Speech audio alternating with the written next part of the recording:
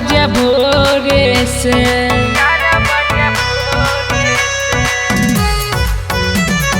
बोला तारे निमिया पकाली रे कोयलिया 4 बजे भोरे से।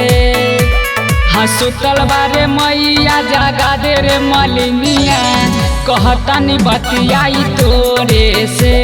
हाँ सुतल बारे मैया जगा दे रे मलिनिया कहतानी बतियाई तोरे से।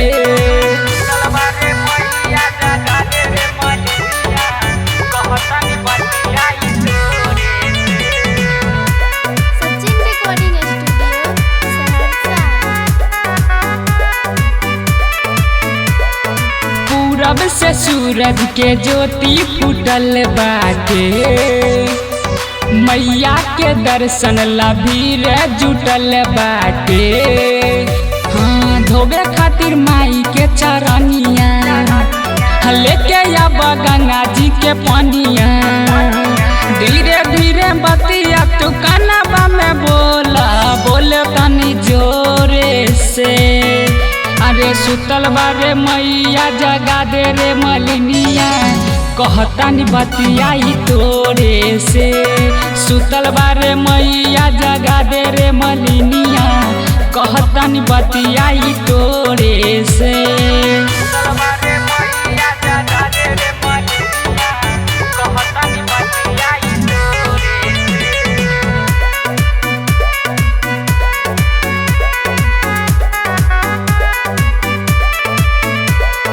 नवीन निगम दर्शन लय हो मैया लय राहुल के फूल ले हो।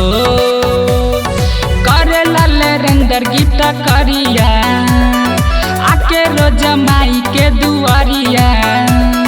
सुन के बचनिया हंसली महारानिया 4 बजे भोरे से। सुतल बारे मैया जगा दे रे मलिनिया कहतानी बतियाई तोरे से।